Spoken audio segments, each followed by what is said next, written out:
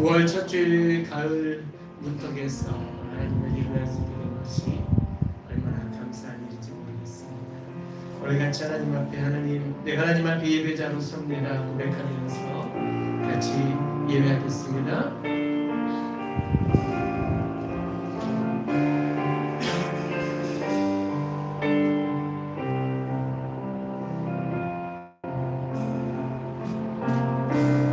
나는 하나님을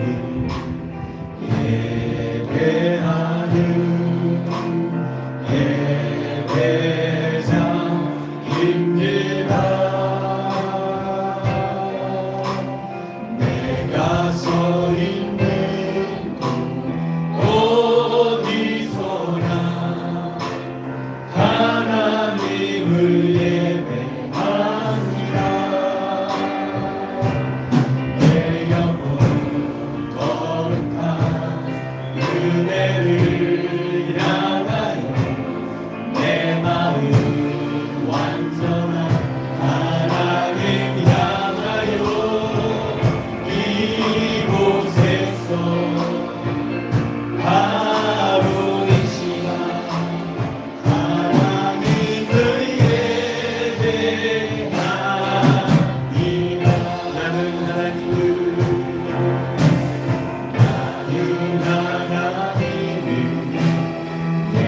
예배하는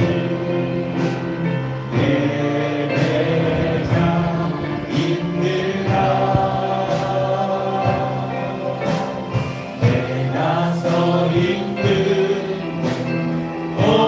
어디서나 하나님을 예배합니다. 내 영혼 거룩한 은혜를 향하여 내 마음 완전한 하나님 향하여 이곳에서 바로 이 시간 하나님을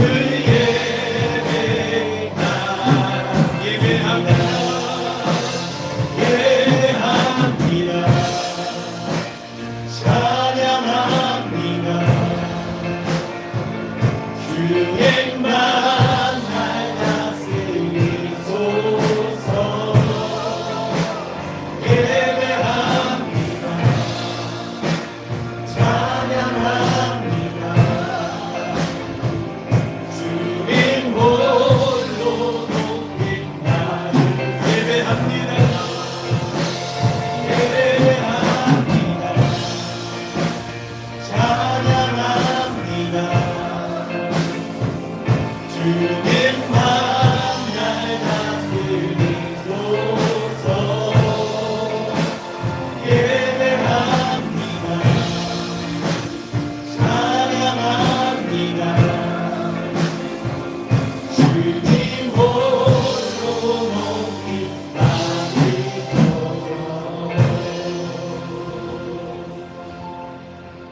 함께 신앙 고백합니다. 여러분은 성부 하나님을 믿으십니까? 예, 나는 전능하신 아버지 하나님 전지의 창조주를 믿습니다. 여러분은 성자 예수님을 믿으십니까? 예, 나는 그의 유일하신 아들 우리 주 예수 그리스도를 믿습니다. 그는 성령으로 잉태되어 종인형 마리아에게서 나시고 본디오 빌라도에 의해 고난을 받아 십자가에 못 박혀 죽으시고 장사된 지 사흘 만에 죽은 자 가운데서 다시 살아나셨으며 하늘에 오르시어 전능하신 아버지 하나님 우편에 앉아 계시다가 거기로부터 살아있는 자와 죽은 자를 심판하러 오십니다. 여러분은 성령 하나님을 믿으십니까? 예, 나는 성령을 믿으며 거룩한 공교회와 성도의 교제와 죄를 용서받는 것과 몸의 부활과 영생을 믿습니다. 아멘. 앉으시고 찬송가 28장 복의 근원 강림하사 1절 부릅니다.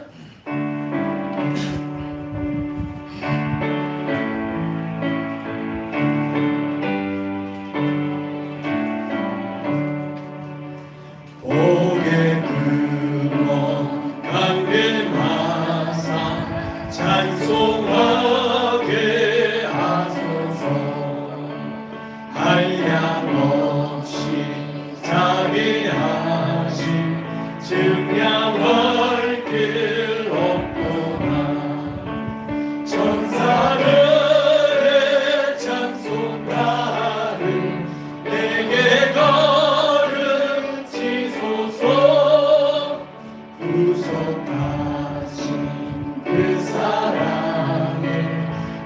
항상 찬송합니다.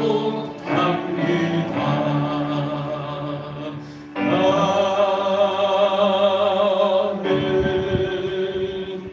다 함께 기도하겠습니다. 오늘 기도하면서 예배하면서 하나님 앞에 먼저 감사와 회개의 기도를 드리기를 원합니다. 이렇게 무더웠던 여름이 잘 지나고 이제 가을을 시작하게 해주신 하나님 앞에 감사를 드리십시다. 전염병 가운데 힘든 상황 속에 있지만 또 하나님께서 이렇게 백신들을 잘 맞게 해주시면서 또 이렇게 예배할 수 있게 해주신 것도 하나님 앞에 감사를 드리십시다.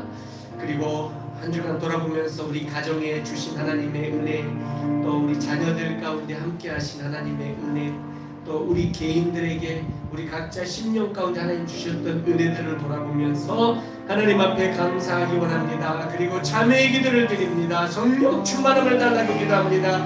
속히 하나님께서 교회를 크게 일으켜 세워주시사 살아있는 교회, 살리는 교회를 쓰임받게 해달라고 한번 기도하십시다. 예배드림에 은혜 받게 해달라고 주의 이름을 한번 부르고 한 목소리로 다 함께 기도합니다. 주여, 하나님 아버지 참으로 감사합니다. 그리고 놀라우신 하나님의 은혜를 우리에게 하여 주셔서 주님 감사드립니다. 하나님 아버지 한 주 하나님 은혜 가운데 살아줍니다. 주의 놀라우신 은혜 중에 하나님께서 우리와 함께 하시는 은혜를 우리가 받고 경험하게 주셔서 주님 감사합니다. 하나님 전염병 가운데서도 우리 사랑 성도들을 지켜주시고 돌보아주시고 영광을 강력하게 하여 주셨고 우리 중에 하나님의 성도들 가정이 평안케 하여 주셔서 감사를 드립니다. 하나님 감사합니다. 주여 이렇게 하나님이 지나고 가을 문턱에 서서 예배하시겠습니다. 하나님 고맙습니다. 감사합니다.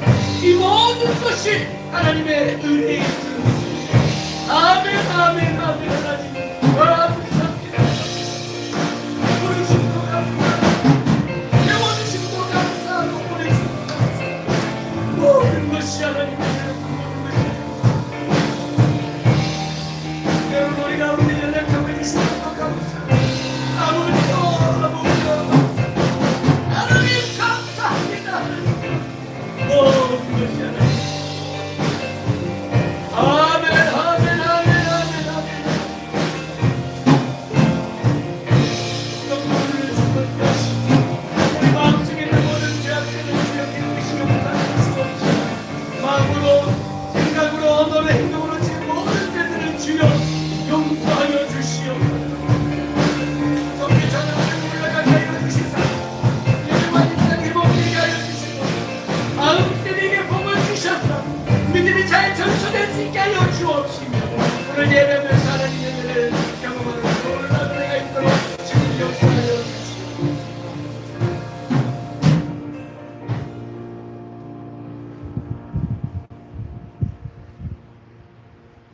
우리를 창조하시고 또한 우리의 생사 허복을 주관하시는 우리 주 하나님을 경배하고 찬양합니다. 아멘. 우리가 알 수 없는 우리의 앞길을 모든 좋은 것으로 예비하여 주시며 우리가 미처 깨닫지 못한 아름다운 것으로 준비하시는 우리 주 하나님께 감사하며 예배 드립니다. 아멘. 우리들은 우리의 삶 속에 나의 능력으로 나의 힘으로 세상을 살았음을 지금 이 시간 고백합니다. 이것이 바로 어리석으며 교만이었음을 깨닫게 하여 주시고 온전히 하나님께 맡기며 의지하는 우리의 삶이 될 수 있도록 주님 우리의 심령을 변화시켜 주옵소서. 아멘. 일곱 번째에 제사장들이 나팔을 불 때에 여호수아가 백성에게 이르되 외치라 여호와께서 너희에게 이 성을 주셨느니라. 우리들 원하옵나니 우리의 지식에 의지하지 않게 하시고 오직 주님을 바라보며 맹목적인 믿음과 맹목적인 순종을 허락하여 주옵소서. 아멘. 아무런 소망이 없고 모든 것이 불가능해 보였던 그 순간순간들을 가능케 하시며 이기게 하여 주신 우리 주 하나님만을 의지하는 우리의 모습으로 변화시켜 주옵소서. 아멘. 주여 내가 여기 있나이다 말씀하옵소서. 우리의 심령이 피폐하여질 때에 세상 달콤한 유혹에 빠질까 두렵사오니 주님의 음성을 들을 수 있는 마음을 주시옵시고 또한 듣게 하시며 또한 행할 수 있는 우리의 삶으로 변화시켜 주옵시고 아멘. 우리의 삶을 또한 주관하여 주옵소서. 아멘. 지금 우리들을 돌아볼 때에 우리들 모습이 메뚜기보다 더 연약한 존재임을 깨닫게 하여 주시고 오직 주님만을 의지하며 승리하는 우리의 삶 되게 하여 주옵소서. 아멘. 엎드려 기도하며 주님과 동행하며 말씀에 귀 기울이며 그 말씀을 실천하는 우리들 삶 되게 하여 주시옵시고 아멘. 제자들의 발을 씻기신 예수님의 사랑과 헌신을 우리들 배워나가는 우리들 되게 하여 주옵소서. 지금 이 시간에도 여러 가지 기도 제목으로 하나님께 부르짖는 하나님의 백성들 있습니다. 우리의 부르짖음이 여리고성에서 외쳤던 그 함성이 되게 하여 주시며 그 외침이 하나님께 상달되리라 믿습니다. 속히 응답되는 기도 되게 하여 주옵소서. 아멘. 이 어려운 시기에도 오직 하나님의 말씀에 의지하여 사는 모든 목회자님들과 선교사님들과 교육자들에게도 주님 함께하여 주시사 은혜와 평강이 가득한 생활 되게 하여 주시옵시고 특별히 하나님이 사랑하시는 종 우리 목사님에게 축복하여 주시고 아멘. 은혜와 행복이 가득한 사랑과 감사가 차고 넘치는 가정 되게 하여 주옵소서. 아멘.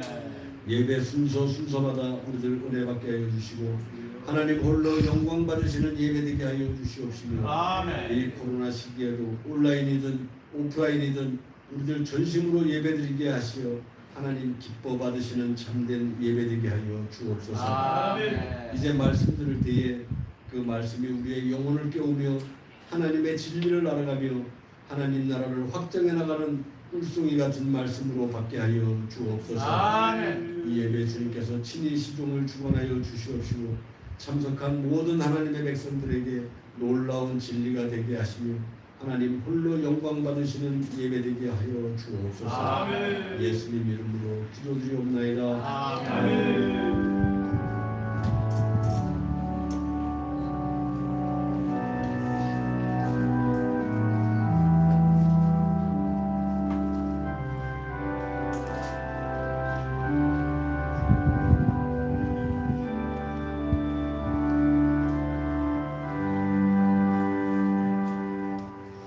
아멘. 감사합니다.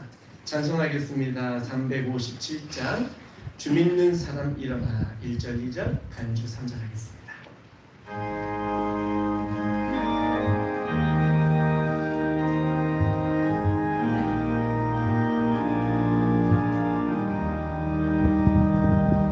주 믿는 사람 일어나 다 힘을 합하여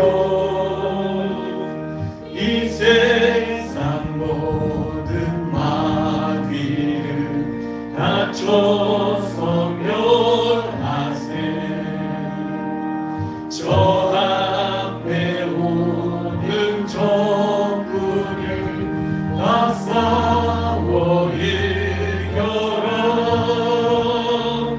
주 예수 믿는 힘으로 온 세상이 이기네. 아멘. 믿음이 이기네. 믿음이 이기네. 주 예수를 믿음이 온 세상 이기네. 온 인류 마귀 계율로 큰 죄에 빠지니 진리로 띠를 입어서 늘 기도 드리세. 참 믿고 의지하면서 겁없이 나갈 때 주 예수 믿는 힘으로 온 세상 이기네. 아멘. 믿음이 이기네.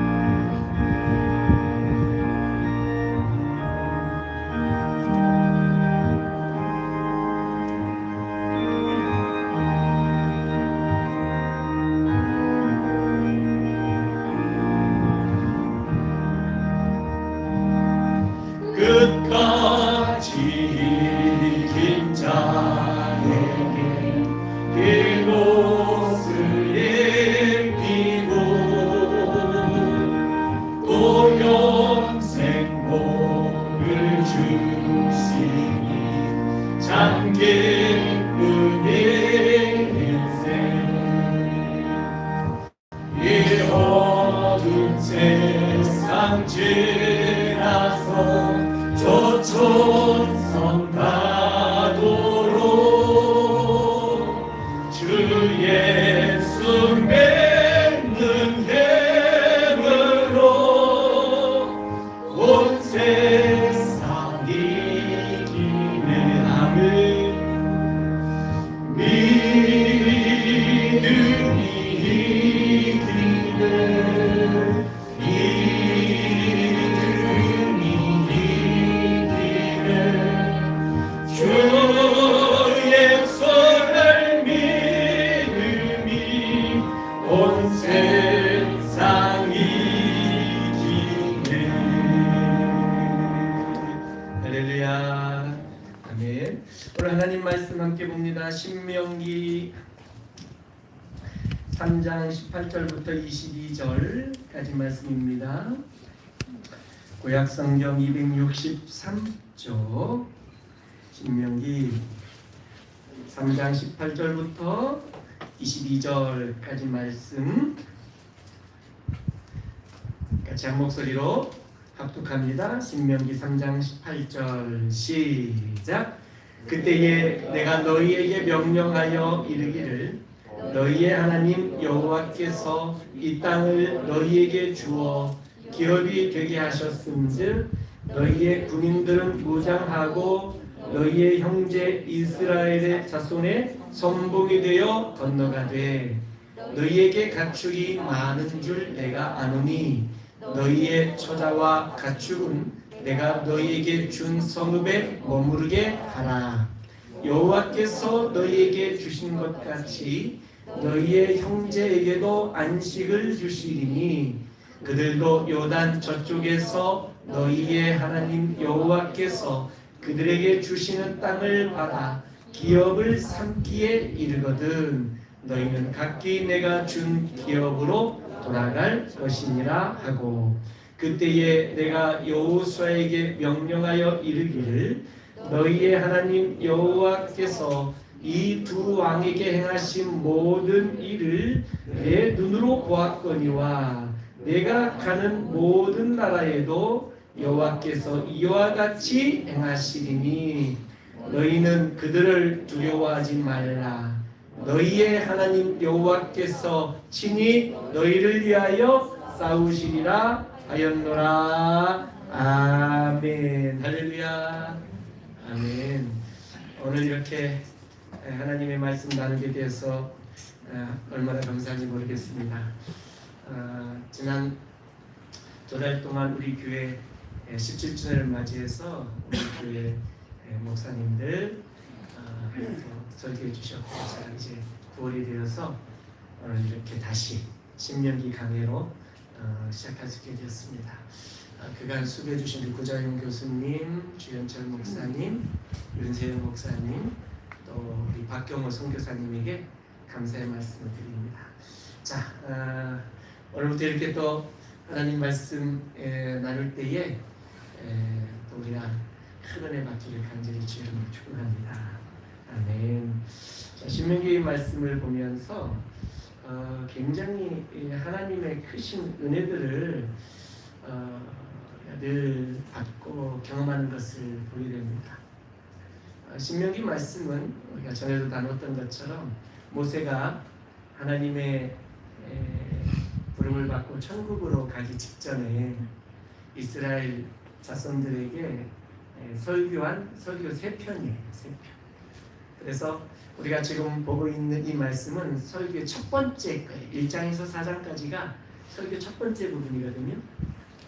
그래서 이 설교 첫 번째 부분에서는 과거에 너희 조상들이 그러니까 그 부모님 세대, 출애굽 1세대들이 어떻게 하나님의 은혜를 받았음에도 불구하고 그 은혜 받은 상태에서 또 어떻게 불순종했는지, 그래서 그 불순종의 결과로 어떻게 이 광야에서 다 죽게 되었는지, 이런 이야기를 교훈적으로 하는 것입니다. 이런 얘기하는 이유가 뭘까요? 너희는 그러지 마라 이런 이야기입니다. 너희도 다 보지 않았느냐? 너희 부모 세대가 다 광야에서 죽는 걸 보지 않았느냐? 너희는 그러지 마라 이런 이야기를 하는 내용들이 이제 첫 번째 설교의 내용입니다.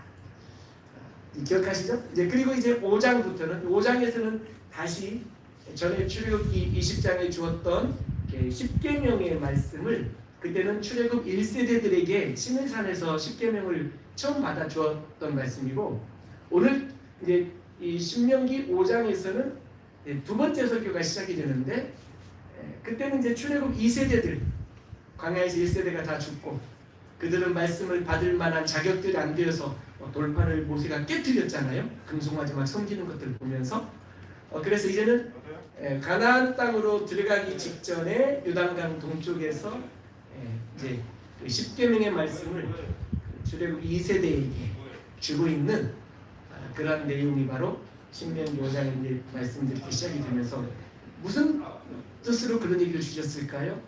너희는 이 말씀을 이 계명의 말씀을 잘 지키고 살아라. 그러면 너희에게 복을 주겠다.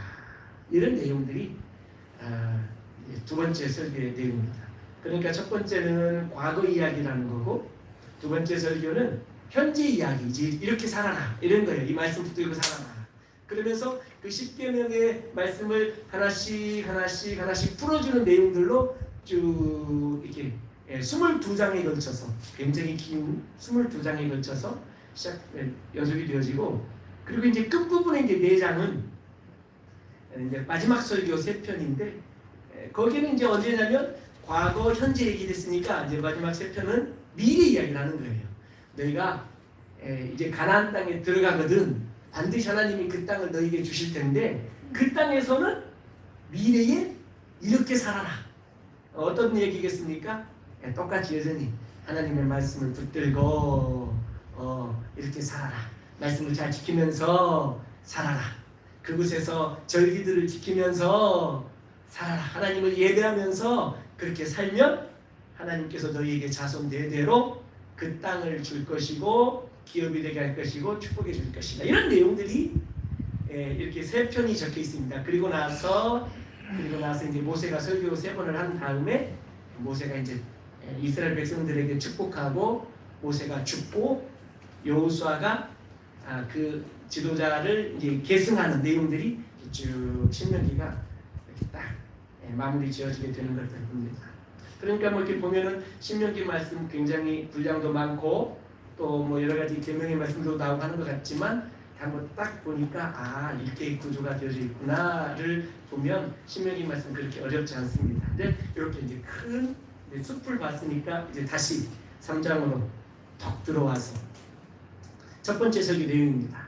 아직도 과거 그들의 부모의 불순종했던 이야기들 하면서 연결이 되어지고 있는 내용들입니다. 그 이야기를 마치고 너희 부모 세대의 불순종했던 이야기들을 마치고 이제는 어떤 내용들이냐면 이 요단강 동쪽에서 그곳에서 지금 두 지파 반이 땅을 정복하고 기업으로 먼저 받게 되는 그런 내용들이 나옵니다. 오늘 우리가 신명기 3장을 봅니다만 앞에 12절 13절에 보게 되면 두 지파 반이 시온 왕과 옥 왕 당대에 굉장히 강력한 왕들 부족들이었는데 그 땅을 정복하고 그 땅을 빼앗아서 두 지파 반에게 르우벤 지파, 갓 지파, 므낫세 지파 중에 절반, 므낫세 반 지파 이 두 지파 반에게 그 요단강 동쪽 땅을 주시는 내용들이 본문에 나옵니다. 자, 뭐 이런 거 보면 사실 이스라엘 백성들은 400년 동안이나 애굽에서 노예 생활을 하고 또 40년에 걸쳐서 광야 생활을 하면서 그들에게 있어서는 정말 가장 간절한 소원이 무엇이었겠어요? 빨리 정착하고 싶다 그런 거 아니겠어요? 하나님이 땅을 주신다고 그래서 그 약속을 붙들고 이렇게 수백 년 동안이나 그 믿음을 갖고 힘들고 어려운 시절을 다 지나면서 이 믿음을 갖고 소망을 품고 살았던 그 인생들 그런 거 아니겠습니까?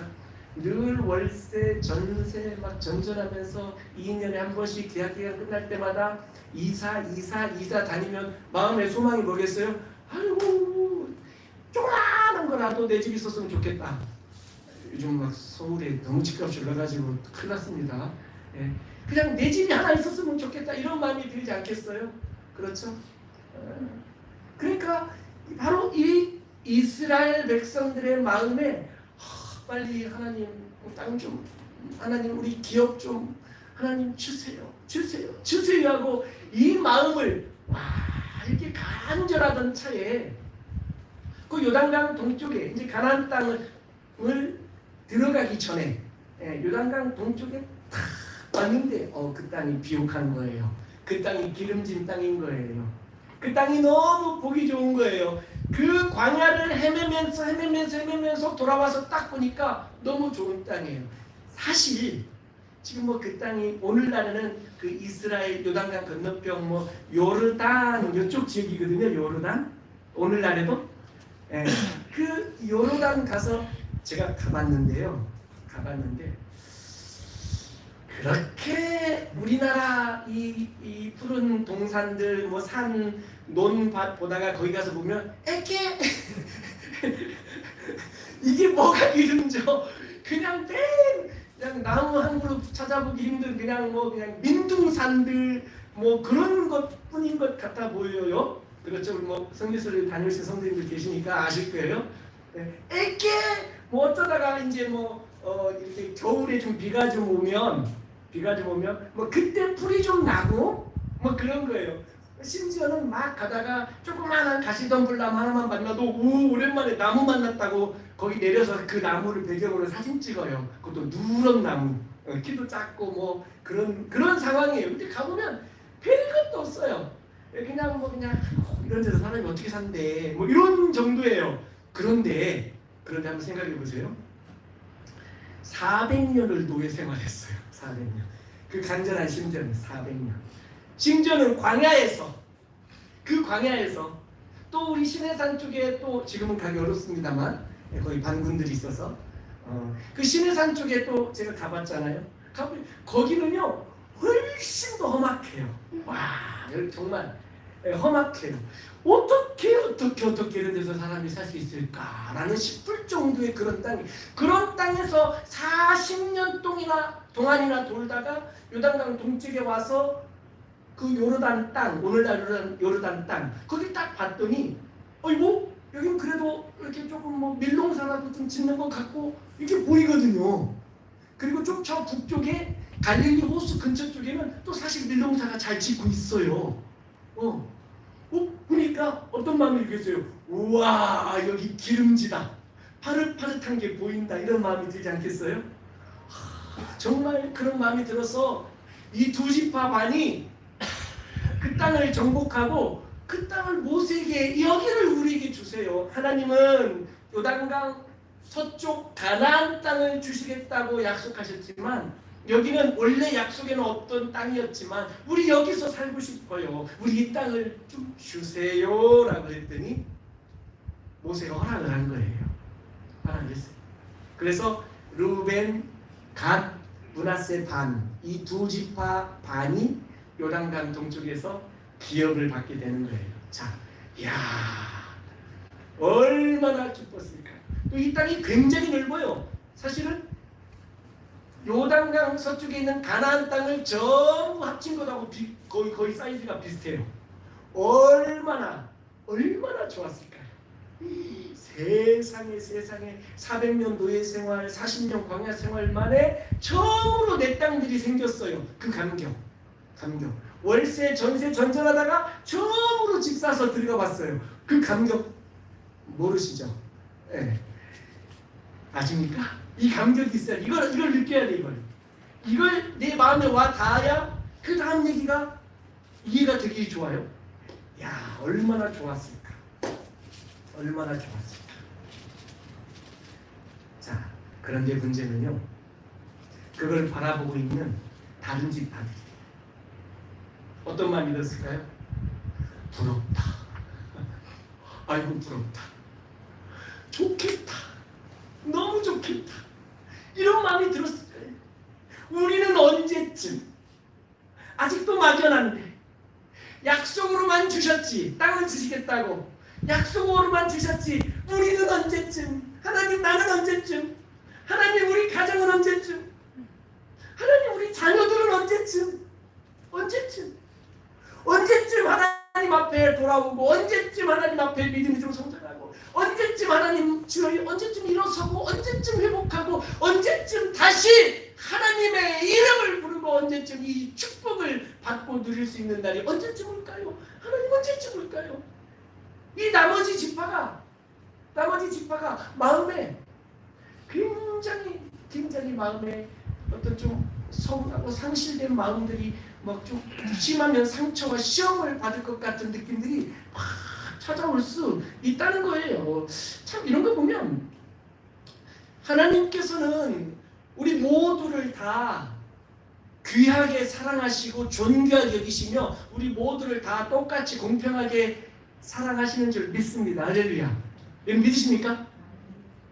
이 믿음이 확실히 있어야 돼요. 여러분 우리 하나님 우리 모두를 다 공평하게 사랑하시는 줄 믿습니다. 정말 믿으세요? 근데 잘 보세요. 근데 하나님은 얼핏 보면 조금 불공평하게 대하시는 듯한 느낌을 받아요. 얼핏 보면. 보세요. 두 지파 반에게는 하나님이 먼저 땅을 주시고, 누구는 복을 좀 먼저 주시고, 나는 아직도 고생하고 있고. 그런 생각 해본 적 있으세요? 두 지파 반은 먼저 땅을 받아가지고, 그 기름진 땅에서 먼저 잘 정착할 수 있게 하고, 나는 아직도 고생 얼마나 더 해야 될지 잘 모르겠고. 사실 이 가나안 땅 정복 전쟁이 7년 동안이나 이어집니다. 7년 동안. 이거 언제쯤 우리는 이 땅을 분배받고, 언제쯤 이 땅에서 우리가 정착하고 평안하게 안식을 누릴 것인가에 대한 이런 마음들이 있을 때 보면, 어떤 사람은 참 더 많이 누리는 사람이 있는 것 같고, 또 어떤 사람은 예수님 잘 믿고 헌신하는데도 고생을 되게 많이 하는 사람이 있어 보이기도 하고 그러더라는 거예요. 이런 거 보면 하나님 우리를 공평하게 다 똑같이 사랑하신다고 그러시는데, 어떤 사람은 먼저 복을 받고, 아니 더 큰 복을 받고, 아니 나는 이렇게 어렵고 힘들게 하고, 이런 것들을 비교해 보면 조금 섭섭한 마음이 들 때도 있을 수 있다라는 거예요. 자, 그래서 오늘 우리가 좀 말씀드리고 싶은 것은 진정한 복이 뭔가, 진정한 축복이란 무엇일까, 이런 말씀을 좀 나누고 싶습니다. 내가 복에 대한 개념을 어떻게 가지고 있느냐에 따라서 좀 달라질 수 있어요. 그러니까 내가 복에 대한 개념, 내가 복 받았다, 하나님으로부터 복 받았다, 축복 받았다라는 개념을, 어떤 물질적인 것을 내가 개념으로 삼고 기준으로 삼고 있다면 하나님이 우리를 불공평하게 사랑하시는 것으로 느낄 수 있다는 거예요. 복에 대한 개념이 무엇이냐는 거예요. 여러분 어떻게 복에 대한 개념을 갖고 계십니까? 물질적인 부분으로 복에 대한 개념을 내가 가지고 있다면, 지금 두 지파 반은, 요단강 땅을 먼저 분배받은 두 지파 반은 하나님의 큰 복을 먼저 받은 사람이에요. 다른 지파보다 7년을 먼저 받았잖아요. 그렇죠? 그렇다면 나머지 지파들은 아직도 고생을 더 많이 해야 되는, 그러니까 좀 억울한 인생을 더 보내야 되는, 힘들고 고난의 시간들을 더 보내야 되는 어떤 그런 개념으로 받아들이게 되면서 조금 서운할 수도 있다는 거죠. 복의 개념을 어떻게 갖고 있느냐, 우리가 이런 것들을 좀 살펴봐요. 오늘 말씀을 보면서 왜 하나님께서 두 지파 반에게 먼저 땅을 주시고 복을 주시고 은혜를 먼저 주셨을까, 이런 것들을 좀 살펴보기를 원해요.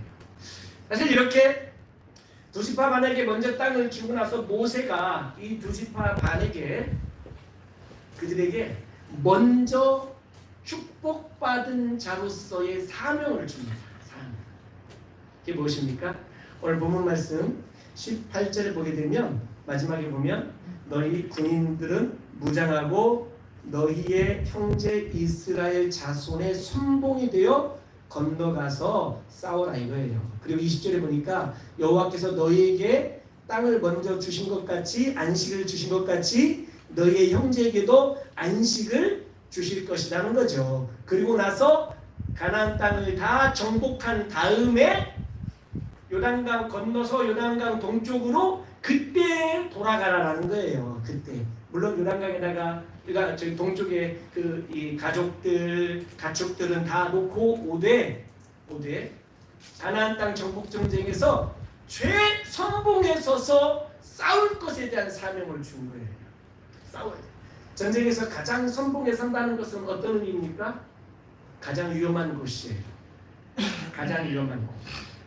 다윗이 바세바를 뺏기 위해서 그 남편 우리아를 가장 최전방 가서 싸우게 해서 죽였잖아요. 그렇죠? 가장 최전방에서 싸운다는 것은 굉장히 위험한 일이에요. 그런데 군인들은요, 군인 정신이 투철한 군인들은 무엇을 명예롭게 여기냐면 최전방에 가서 싸우는 것을 명예롭게 여겨요. 명예롭게. 내가 가장 쉽게 가장 먼저 죽을 수도 있는 바로 그곳, 가장 최선봉에 서서 길을 만들고 적들과 가장 먼저 마주쳐서 싸우면서 내 뒤에 따라오는 다른 군사들이 좀 더 편안하게 목숨이 좀 더 안전하게 싸울 수 있도록 제일 선봉에 가서 싸우는 바로 그들. 이것을 굉장한 명예로 여기고 있다라는 거예요. 그러니 가장 최전방에서 선봉에서 싸울 수 있도록 허락해 주신 것도 복이다라는 거예요. 할렐루야. 그것도 복이에요. 땅을 먼저 분배받은 것도, 땅을 먼저 기업으로 받은 것도 복이고, 먼저 안식을 누릴 수 있게 된 것도 하나님 주신 복이고, 또 하나 가장 먼저 죽을 수도 있는 가나안 땅 정복 전쟁 최전방에 선봉에 서게 된 것도 하나님의 복인 줄로 믿습니다. 할렐루야. 진정한 영광에 참여하기 위해서는, 하나님 나라의 영광에 참여하기 위해서는 자기 희생적인 헌신과 섬김이 없이는 하나님의 영광에 참여하기가 어렵습니다.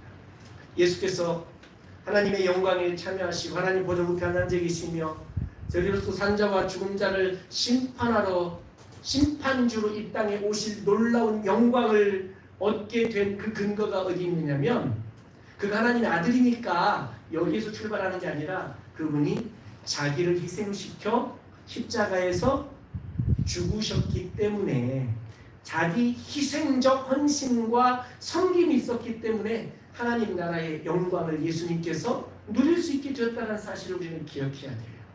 할렐루야.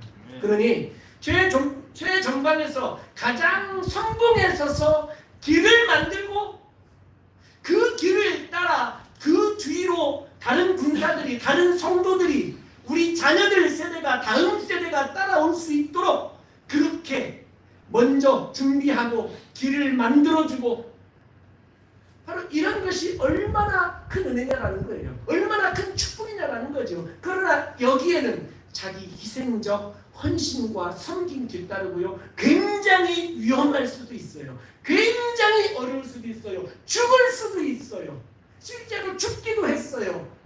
가정이 망할 수도 있어요. 경제적으로 어려움을 겪을 수도 있어요. 건강이 상할 수도 있어요. 마음이 무너질 수도 있어요. 그러나 최전방에 세우셨다는 이것이, 가장 먼저 앞에 서서 나아갈 수 있게 해주셨다는 이것이 하나님의 은혜요 축복인 줄 믿습니다. 할렐루야. 아멘. 여러분 최전방에 서서 한번 싸워보시겠습니까? 하나님 나라의 일에 가장 선봉에 서서 한번 싸워보실 의향이 있으세요? 제 몸된 교회 어렵고 힘든 일들 가장 선봉에 서서 길 만들면서 망할 수도 있고 죽을 수도 있는 그 위험들을 감수하면서 가장 선봉에 서서 싸울 의향이 있으세요? 이런 일 하라고 교회 중직자 세우신 거예요. 할렐루야. 이런 선봉에 서겠다라는 이 정말 이 결사의 의지와 헌신과 충성이 없다면 중직을 감당하기가 쉽지 않을 거예요. 우리 이런 마음을 가질지 혹시 모르겠습니다. 그냥 뒤에서 누가 좀 가면서 용기 있는 사람이 만들어 놓은 길을 그냥 편안하게 뒤따라가면서 누가 좀 밥상 좀 잘 차려놓으면 나는 그냥 숟가락만 딱 얹어놓고 칫솔 하나만 챙겨가서 밥 먹고 화장실 가서 입 닦는 거 하면 좋겠다. 뭐 이런 생각 해본 적 없습니까? 물론 그것도 복이에요. 남이 차려놓은 밥상에 가서 나는 숟가락만 갖고 가서 열심히 배부르게 먹고 누리는 것도 이것도 복입니다. 할렐루야. 예수님이 그러셨잖아요. 예수님이 십자가에서 죽으심으로 부활하심으로 밥상 다 차려놓고 우리에게 숟가락만 들고 와서 우리가 누릴 수 있게 해주시잖아요. 이것도 복이에요. 할렐루야. 이렇게 하나님께서 길을 만드시고 예수 그리스도를 통하여 우리를 먹이시고 입히시고 그리고 나서 말씀하시는 게 뭐냐면 너희가 이런 복을 받았으니 두 지파 반처럼 르우벤 지파, 갓 지파, 므낫세 반 지파처럼 이런 은혜와 복을 받았으니 이제는 너희가 선봉에 서라. 선봉에 서라. 자기 희생적인 자기를 부인하고 내려놓고 나의 십자가를 지고 너의 십자가를 지고 가장 선봉에 서라. 목숨 걸고 싸우면서 길을 만들어라.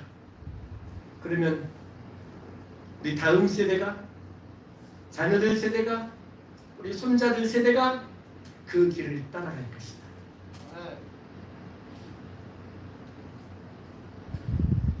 신앙생활에 대한 결이 달라져요. 결이.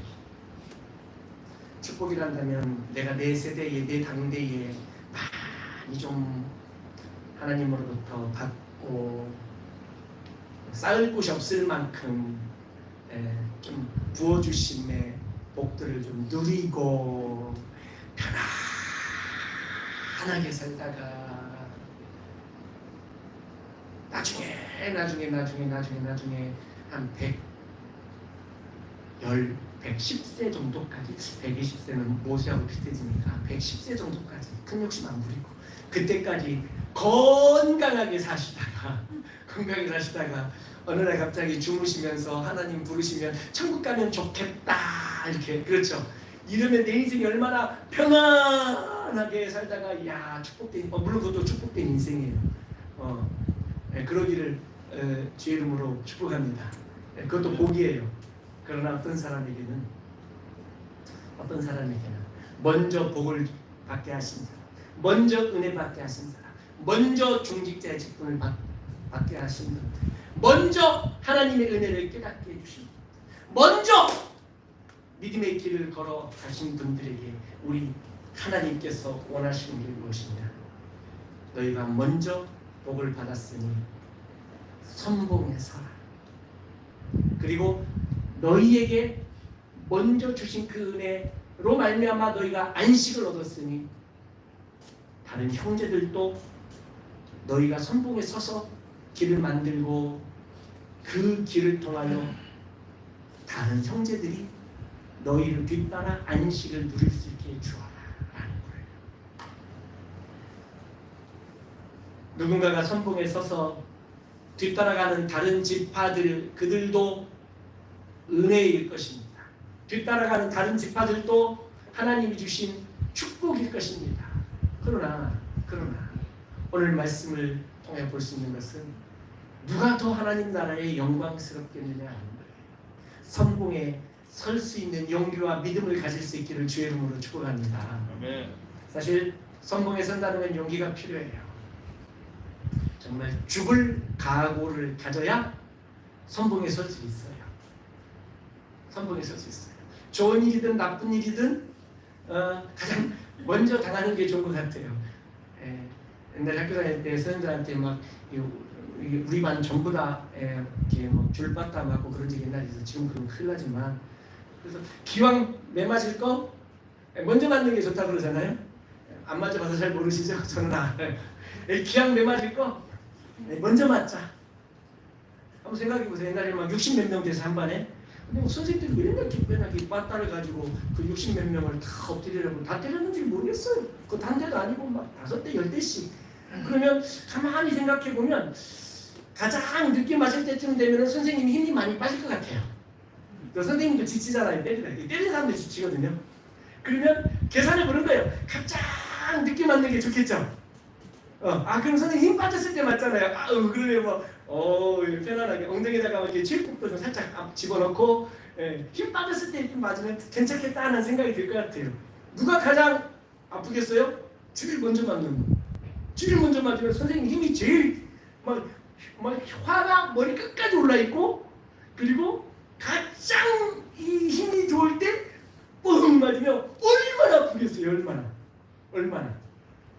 자, 그럼 질문하겠습니다. 가장 먼저 맞는 게 좋을까요? 중간쯤 맞는 게 좋을까요? 가장 늦게 맞는 게 좋을까요? 여러분 어떤 걸 선택하시려 합니까? 중간. 중간도 좋아요. 중간도 좋아요. 제가 다 맞아봤는데요. 앞에도 맞고 중간도 맞고 뒤도 맞아봤는데 역시 맞는 건 두려운 일이에요. 그런데 가장 먼저 맞으면 가장 세게 맞는데 맞고 나니까요. 나머지 내 뒤에 60명 맞을 때는 이거 나는 끝났다. 제일 뒤쯤에 맞아봤어요. 끝쪽에. 그랬더니요. 선생님이 힘이 빠져가는지는 모르겠지만 내 차례 올 때까지 이 두려움이요. 우와. 그 심리적인 이 두려움이 압박이 얼마나 큰지 몰라요. 얼마나 큰지. 자, 매 맞는 거 하니까 이렇게 순서가 애매하죠? 그럼 복 받는 거 해볼게요. 상을 주신대요. 상을. 막 크리스마스가 됐어요. 그래가지고 그냥 이 교회에 왔더니 우리 주일학교 아이들에게 선물을 주겠다고 막 선물 많이 쌓아놨어요. 근데 이제 우리가 다 주일학교 학생이에요. 그러면 그 선물을 가장 먼저 받는 게 좋을까요? 중간에 받는 게 좋을까요? 나중에 받는 게 좋을까요? 아무 때나 받으면 좋겠어요? 너무너무 갖고 싶은 저 선물. 먼저 받는 게 좋겠죠. 성경에는 먼저 받은 자에게 사명이 있다고 말씀하고 있어요. 오늘 이 말씀이에요. 먼저 선택받은 자에게 책임이 있다는 거예요. 이스라엘 백성들이 먼저 선택을 받았어요. 그들에게는 책임이 있었어요. 제사장 나라가 되는 거였어요. 그러나 그들은 제사장 나라가 되지 못했어요.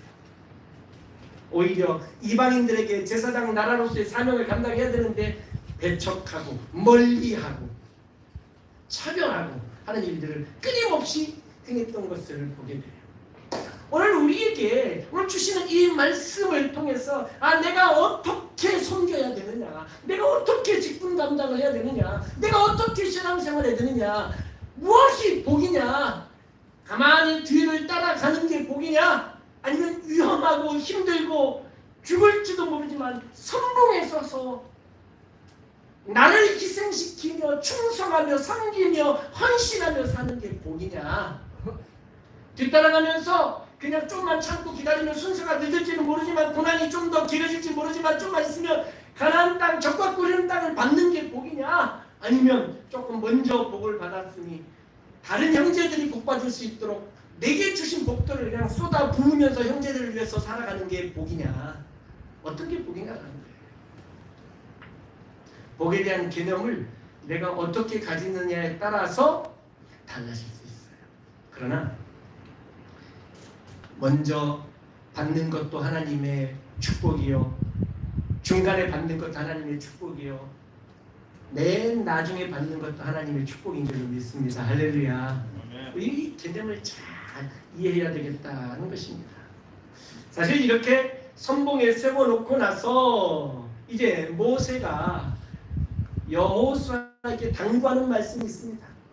이미 요단강 동쪽에 아주 굉장히 싸우기 힘들었던 상대인 시온왕과 옥왕, 이 두 나라를 멸망시키면서 두 지파 반에게 땅을 주신 것 같이 요단강을 건너가 가나안 땅에 들어가게 되면 그곳에서도 똑같이 이 두 왕을 이기고 정복하고 승리했던 것처럼 이 가나안 땅도 똑같이 정복할 것이고 승리하게 될 것이고 하나님이 도와주실 것이고, 하나님이 오늘 22절에 보니까 너희는 그들을 두려워하지 말라. 너희의 하나님 여호와께서 친히 너희를 위하여 싸우시리라 라고 이렇게 약속의 말씀을 주시면서 여호수아의 마음을 모세가 굉장히 용기를 북돋아주는 이런 말씀을 주시고 또 모든 이스라엘 사람들에게 용기를 북돋아 주시는 거예요. 그러니 두 지파 반이 먼저 요단강 동쪽의 땅을 받고 정착하게 되는 모습을 보면서 다른 지파들이 9지파 반 다른 지파들이 마음에 좀 상실감이나 어떻게 하면 좋을까 이런 마음들이 혹시 상처들이 있을지 모르겠어요. 그런데 오늘 이 말씀을 통해서 이 두 왕을 이겼던 것처럼 요단강을 건너 가나안 땅에 들어가면 하나님이 똑같이 그 땅도 정복하게 주실 것이다. 너희에게도 주실 것이다. 할렐루야. 너희에게도 주실 것이다. 하나님이 너희를 위하여 친히 싸우시리라라는 거예요. 이 얼마나 놀라운 의미입니까? 하나님께서 함께 해주시겠다라는 거예요. 하나님의 임재보다 더 큰 복이 있을까요? 하나님이 함께 해주시겠다라는 약속보다 더 놀라운 은혜가 있을까요? 사랑하는 성도 여러분, 진정한 우리 인생의 영적 전쟁의 무기는 하나님의 함께하심, 하나님의 임재가 가장 큰 무기요, 가장 큰 축복이요, 가장 큰 은혜인 줄로 믿습니다. 그러니 하나님의 임재가 우리와 함께 하시기를 날마다 기도하는 거예요. 진정한 축복은요, 하나님의 함께 하심이에요. 진정한 복은 하나님의 임재예요. 땅을 먼저 받았느니가 중요한 게 아니라 땅을 좀 늦게 받고 어렵고 힘든 생이 좀 더 길어지느냐 이런 게 중요한 게 아니라 내가 이렇든 간에 저렇든 간에 하나님이 나와 함께 하심이, 하나님이 우리 가정과 함께 하심이 축복인 줄로 믿습니다. 하나님이 우리 교회와 함께 하심이 복인 줄로 믿습니다. 이런 전염병 시대에 우리가 마음껏 일상적으로 예배하기는 어려울지라도 이런 상황들 속에서도 교회에서 예배드리든 영상으로 가정에서 예배드리든 하나님이 우리와 함께 해주시니 진정한 축복인 줄로 믿습니다. 할렐루야. 그러니 하나님의 임재를 사모하며 살 수 있기를 주의 이름으로 축원합니다. 예수님께서 이미 십자가에서 승리하셨습니다. 이미 예수님의 그 승리가 오늘 우리의 승리를 보장하고 계신 줄로 믿습니다. 우리는 주님의 길을 따라가기 때문에 그렇습니다. 예수님께서 말씀하셨습니다. 십자가를 지고 가시는 예수님이 너도 너의 십자가를 지고 나를 따를 것이니라 라고 말씀하셨어요. 내가 죽으러 십자가를 지고 이 형틀 십자가를 지고 골고다 언덕으로 올라가는데 너희도 나랑 같이 너의 십자가를 지고 따라와서 죽어라. 이게 무슨 뭐 집단 자살극도 아니고 이게 뭡니까? 뭐 그렇게 이해하면 굉장히 어려움을 겪을 수 있어요. 그런 얘기가 아니라는 우리는 알고 있어요. 예수님께서 당신의 사랑하는 모든 자녀들을 당신과 함께 죽이시려고 너희의 십자가를 지고 나를 따라나가신 게 아니라 이렇게 희생적으로 내 목숨을 내어놓으면서까지 하나님의 나라를 섬기고 희생적으로 충성하고 헌신하고 나아갈 때에 예수님께서 경험할 그 놀라운 부활의 승리, 이 승리를 우리도 얻게 될 것을 주님이 아셨기 때문에 우리도 그 승리의 길로 인도하고 계시는 줄로 믿습니다. 할렐루야. 사랑하는 성도 여러분, 오늘 말씀을 보면서 우리가 오늘 22절까지 읽었습니다만 23절부터 마지막 절까지 보게 되면 모세의 기도가 나와요. 모세가 25절에 보니까 하나님께 간절히 기도해요. 25절 이렇게 기도합니다. 구하옵나니 나를 건너가게 하사 요단 저쪽에 있는 아름다운 땅, 아름다운 산과 레바논을 보게 하옵소서라고 모세가요 하나님께 기도했어요. 하나님 구하옵나니 나도 좀 요단강 좀 건너가서 가나안 땅에 들어가서 저 아름다운 땅과 아름다운 산과 그리고 그 가나안 땅 북쪽에 있는 레바논, 그렇죠, 레바논도 좀 가서 볼 수 있게 주세요라고 간절히 기도했어요. 내가 40년 동안 광야에서 이스라엘 백성들과 함께 주일하며 수고하지 않았어요. 하나님 이것을 좀 내 공로를 좀 아시고 좀 보게 해주세요. 그리고 내가 하나님으로부터 쓰임받으며 애굽에서 여기까지 재앙부터 시작해서 홍해를 건너는 일이며 광야 40년 고생하면서 고생 광야 위에 개척하고 고생 말도 더럽게 안 듣는 이 백성들하고 고생하며 여기까지 왔잖아요. 그러니까는 저도 조금 가나안 땅에 가서 가나안 땅을 좀 볼 자격이 좀 있지 않을까요? 그리고 기왕 내가 시작한 일, 애굽에서부터 시작한 일, 우리 좀 가나안 땅 좀 들어가서 좀 내가 좀 마무리도 내가 좀 하면 좋지 않을까요? 이렇게 기도하는 거였었어요. 그랬더니 하나님이 모세의 기도에 응답해 주셨어요. 어떻게 응답하시냐면 26절 같이 한번 읽어봅니다. 시작. 여호와께서 너희 때문에 내게 진노하사 내 말을 듣지 아니하시고 내게 이르시기를 그만해도 족하니 이 일로 다시 내게 말하지 말라. 아우 매몰차시다. 그만하며 그만해도 족하니 이 일로 다시 내게 말하지 말라. 그만해도 족하다. 어쩌면 모세가 굉장히 서운할지도 모르겠어요. 그 마지막 가나안 땅, 족과 꿀이 흐르는 땅 40년 동안 고생하면서 그 연세 많으신 분이 고생하며 요단강 동쪽, 이제는 그 조그마한 요단강 홀짝 떠서 이 중남층보다도 좁아요. 폭이 홀짝 건너가기만 하면 되는 그 강 하나만 건너면 가나안 땅인데 하나님이 거절하시는 거예요. 그만해도 족하다. 이 무슨 뜻입니까? 사실 모세만큼 하나님을 누린 사람이 어디 있어요? 모세만큼 하나님께 쓰임받은 사람이 어디 있어요? 성경에도 모세와 같은 선지자가 그 이전에도 그 이후에도 없다 할 만큼 모세와 같이 하나님의 사랑을, 모세와 같이 하나님의 임재를 많이 경험한 사람이 어디 있어요? 모세처럼 큰 능력으로 쓰임받은 사람이 어디 있어요? 시내산에서 하나님을 뵙고 그의 얼굴이 광채가 나고 하나님의 십계명 두 돌판을 받고 이렇게 하나님 앞에 귀하게 쓰임받은 종이 어디 있어요? 그러니 모세에게는 네가 나와 함께 했고 나를 누릴 만큼 누렸고 귀한 일로 이렇게 노령이 될 때까지 충성하였으니 그만해도 족하다라는 말씀. 서운한가요? 좀 서운할까요? 사랑하는 성도 여러분, 때로는요 하나님이 거절하시는 것도 복인 줄을 믿습니다. 내가 원하는 걸 들어주지 않으시는 것도 이것도 축복이에요. 진정한 복이 무엇인가? 거절하시는 것도 복이다.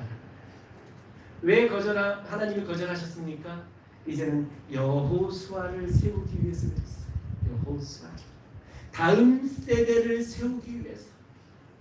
우리 사랑하는 성도 여러분, 특별히 우리 어버이 여러분, 자녀를 둔 우리 집사님, 권사님, 장로님 여러분, 손주를 둔 우리 어르신 여러분, 내 자녀가 어리든 많이 장성했든 간에 우리에게 필요한 것은 다음 세대를 위해서 좀 길을 만들어 놓고 길을 열어줄 사명이 모세에게 있었고 우리 부모 세대에 있다는 거예요. 여호수아를 위해서 일평생 죽기까지 하나님 앞에 충성하며 모세처럼 이렇게 쓰임받고 주님 앞에 가는 것이 복인 줄로 믿습니다. 할렐루야. 이런 복을 누리시길 바랍니다. 그러냐 혹시 뭐 이렇게 오해하시면 안 돼요. 아유 내가 그동안 했으니까 이제 다 내려놓고 후배 집사님한테 딱 넘겨주고 다니지 아무것도 안 해야지 이렇게 하면 굉장히 이 말씀 오해하는 거예요. 모세는 죽을 때까지 일하고 간 거예요. 모세는 죽을 때까지. 그 죽는 시점이 지금 이제 다 됐어요. 지금. 사랑하는 성도 여러분, 이 말씀을 보게 되면 마치 내가 대통령이 되어서 경제발전도 일으켰고 내가 대통령이 되어서 나라가 부강해졌으니 내가 죽을 때까지 대통령 해야지 라고 한다면 다른 사람은 어떻게 생각할 것 같아요? 박수 칠 때 떠나라는 말도 있잖아요. 하나님이 박수 쳐주실 것이고 잘했다 착하고 충성된 종이라고 우리 예수님이 박수 쳐줄 것이고 성도들이 박수 쳐줄 것이고 우리 자녀들 손주들이 박수 쳐줄 거예요. 한평생 모세처럼 수고하셨고 헌신하시고 희생적으로 가장 선봉에 서서 하나님의 나라를 위해 헌신하셨고 교회를 세우시고 복음을 위해서 사셨던 것을 우리가 잘 알고 있습니다. 박수 쳐드립니다. 나의 장례식장에서 예배드리며 자녀들이, 손주들이, 성도들이 박수 쳐드릴 거예요. 박수 쳐드릴 거예요. 박수 쳐드릴 거예요. 수고하셨다고, 잘하셨다고, 본받고 뒤를 따라가겠노라고 선봉에 서서 주의를 하셨으니 이제는 우리가 그 가장 선봉에 서서 이제는 이 바톤을 이어받겠노라고. 사랑하는 성도 여러분, 진정한 축복은 하나님이 나에게 얼만큼 많이 주셨느냐 적게 주셨느냐가 이 축복의 기준이 아닙니다. 내가 이 일을 했노라 이게 축복의 기준이 아니라 무엇을 위해서 했느냐가 축복의 기준이고요. 또 내가 하나님의 임재 가운데에 쓰임받고 있음이 하나님의 진정한 축복인 줄로 믿습니다. 그리고 한평생 하나님께 쓰임받다가 주님이 부르시는 날 주님 앞에 박수 받으며 칭찬받으며 상급받으며 천국 가는 것이 하나님의 진정한 축복인 줄로 믿습니다. 우리 모든 인생 하나님의 은혜입니다. 하나님의 은혜가 아닌 것이 없습니다.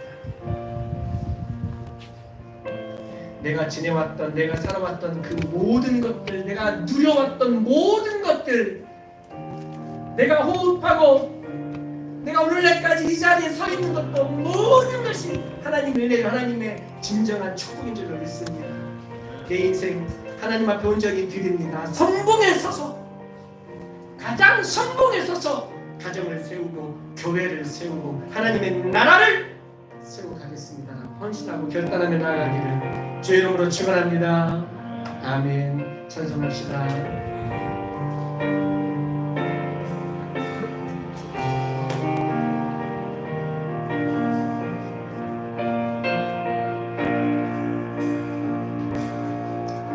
내가 누려왔던 모든 것들이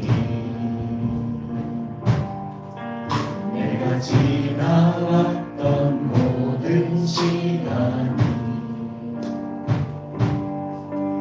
내가 걸어왔던 모든 순간이 당연한 것 아니라 은혜였어. 아멘. 오직 내가 들고 저녁에 놓은 몸의 꽃향기와 가을의 열매 변하는 계절의 모든 순간이 당연한 것 아니라 은혜였어. 아멘. 모든 것이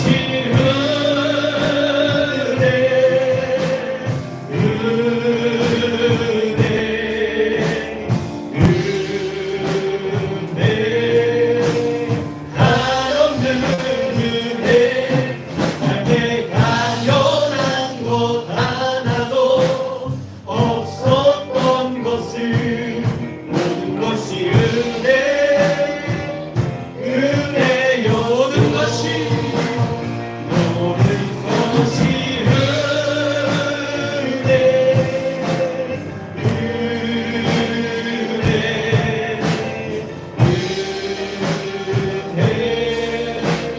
한없는 은혜, 내 삶에 당연한 것 하나도 없었던 것을 모든 것이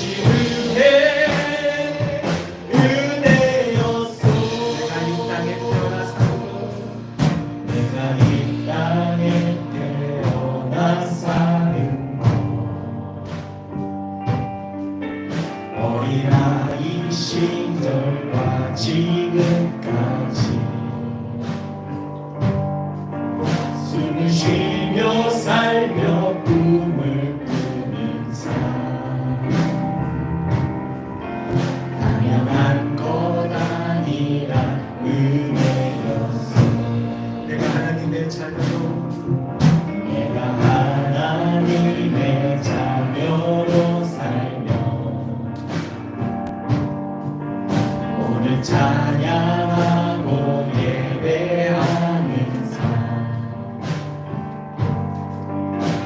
복음을 전할 수 있는 축복이 당연한 건 아니라 은혜였어. 아멘. 모든 것이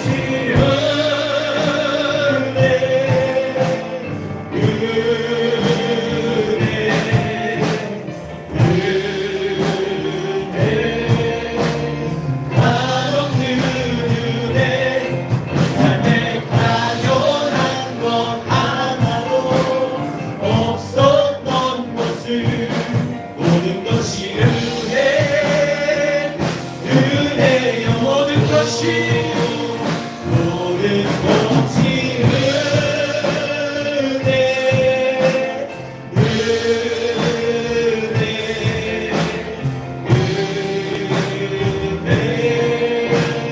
바로 그 은혜.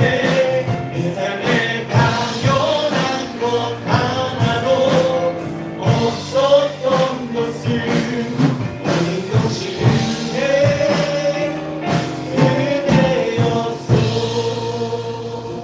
아멘. 한번 기뻐하십시오. 우리의 삶에 당연한 것 하나도 없습니다. 예수님의 십자가의 희생적 섬김과 사랑이 있었기에 우리가 이 평화와 안식을, 생명을 누리고 살고 있는 줄을 믿습니다. 내가 안고 일어서고 내가 지나온 모든 것들, 심지어는 계절이 바뀌는 것까지도 당연한 것 하나도 없습니다. 다 하나님의 은혜인 줄로 믿습니다.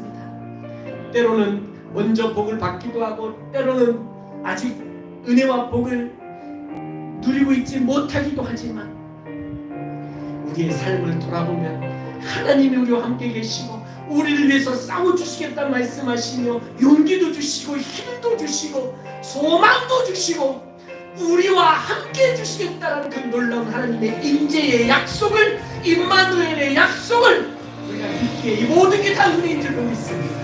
하나님 앞에 기도하십시오. 오늘 말씀을 묵상하면서 주님, 내가 이 큰 은혜를 받았으니 내가 선봉에 서겠습니다. 우리 가정을 세우는 일에, 교회를 세우는 일에, 하나님의 나라를 확장하는 일에 내가 선봉에 서겠습니다. 이 은혜를 받았으니 다른 형제들을 위하여, 잃어버린 영혼들을 위하여 내가 선봉에 서서 그들의 안식을 위하여 내 삶을 드리고 내 인생을 드리고 내 모든 것을 드리며 섬기겠습니다라고 한번 기도하십시다. 주님이 때로는 거절하신 은혜입니다. 내 생명 다하는 그 순간까지 나를 주님 앞에 모세처럼 드리며 살겠노라고, 하나님 이것이 복인 줄 믿고 살겠습니다라고 같이 한번 주의 이름을 크게 한번 부르고 한 목소리로 더 함께 기도합니다. 주여!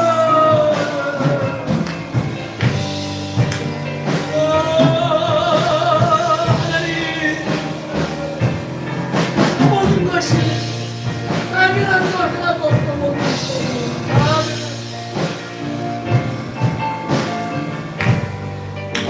아멘 아멘 아멘 아멘 하나님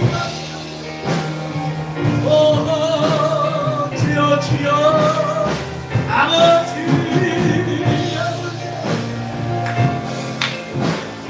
당연한 것 하나도 없습니다. 예수 그리스도의 희생적 우리가 이 몸을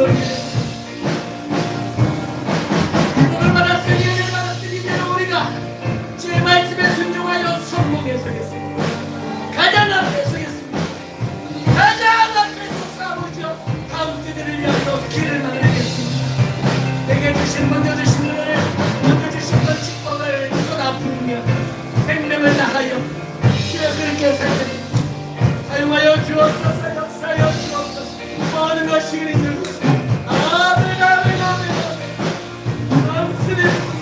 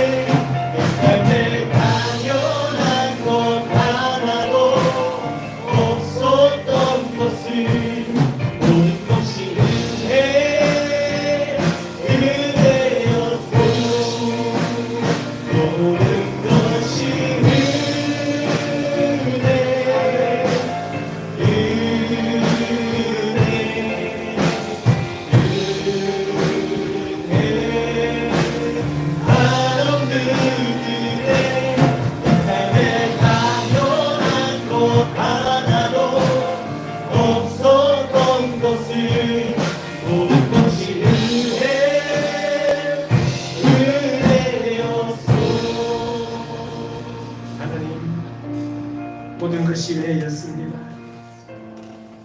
모든 것이 하나님의 은혜였습니다. 내 삶에 누리고 있는 것들, 소유한 것들, 가지고 있는 것들, 당연한 것 하나도 없음을 이 시간 고백합니다. 예수 그리스도의 십자가에 피 흘리심과 고난과 죽으심이 있으셨기에 우리가 이 은혜와 복을 누리고 있는 줄로 믿습니다. 우리 예수님께서 세상 끝날까지 우리와 함께 계시겠다라고 말씀하시며 그 예수님의 부활의 승리를 우리에게도 보증하시고 약속으로 주셨사오니 감사를 드립니다. 주여, 이제는 선봉에 서서 일하겠습니다. 가장 앞에 서서 가정을 세우고 가장 앞자리에 서서 교회를 세우고 가장 앞자리에 서서 하나님의 나라를 확장해 가겠습니다. 주여, 사용하여 주옵소서. 성도들 마음속에 있는 기도의 제목들, 때로는 모세처럼 그 기도가 거절당하는 순간이 있을지라도 그 가운데도 하나님의 은혜가 우리에게 족한 줄로 믿습니다. 바울이 자신의 질병 치료를 위하여 기도했을 때 내 은혜가 너에게 족하도다 말씀하셨던 것처럼 하나님의 은혜가 우리에게 족한 줄로 믿사오니